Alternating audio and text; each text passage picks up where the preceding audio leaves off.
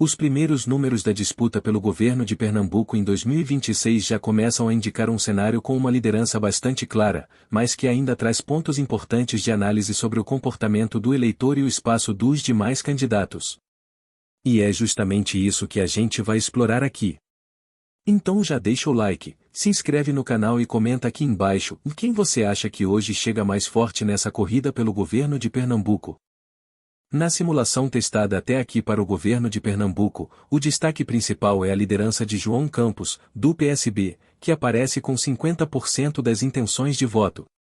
Logo atrás, Raquel Lira, do PSD, registra 33%, ocupando a segunda posição com uma diferença considerável em relação ao líder.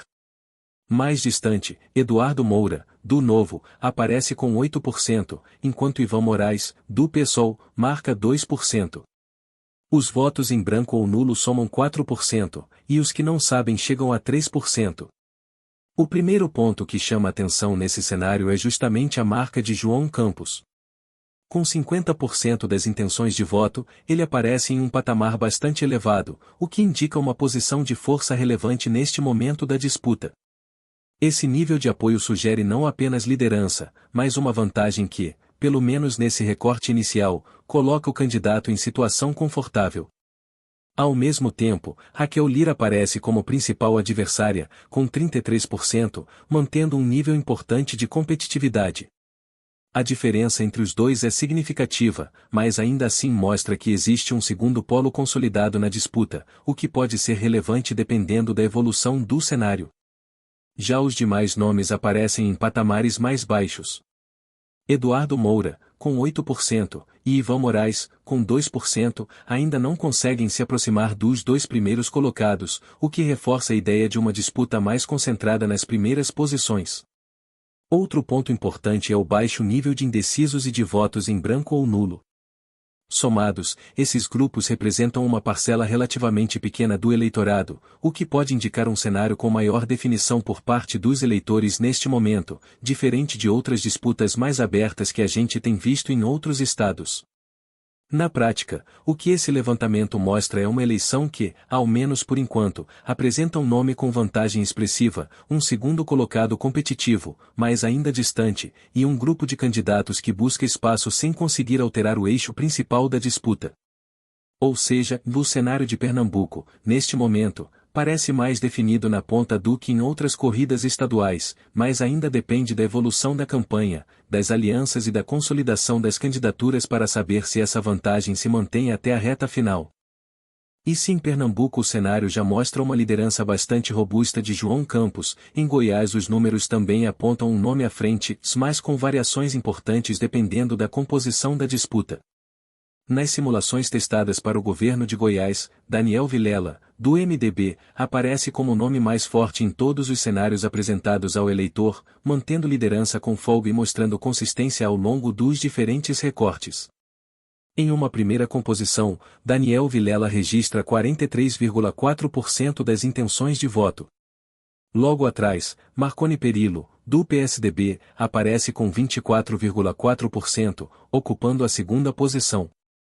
Na sequência, o Ailder Moraes, do PL, marca 11,5%, enquanto Adriana Corsi, do PT, aparece com 9,2%. Telêmaco Brandão, do Novo, registra 0,3%. Nesse cenário, os votos em nenhum, branco ou nulo somam 6,3%, e 5% não sabem ou não opinaram. Esse primeiro retrato já mostra uma vantagem clara de Daniel Vilela, mas com uma disputa mais organizada logo atrás, especialmente entre Marconi Perillo e os demais nomes que tentam se consolidar como alternativa. Quando a composição muda, o cenário fica ainda mais favorável ao líder. Daniel Vilela sobe para 54%, ampliando de forma significativa a sua vantagem. Nesse recorte, o Ailder Moraes aparece com 15,9%, enquanto Adriana Corsi registra 14,3%. Telêmaco Brandão tem 0,7%, e os votos em nenhum, branco ou nulo chegam a 8,8%, com 6,4% de indecisos. Aqui, o que chama atenção é o crescimento de Vilela, que ultrapassa a marca de 50% e passa a ter uma posição ainda mais confortável. Ao mesmo tempo, a ausência de Marconi Perillo nesse cenário reorganiza a disputa pelas posições seguintes, deixando Wilder Moraes e Adriana Accorsi mais próximos entre si.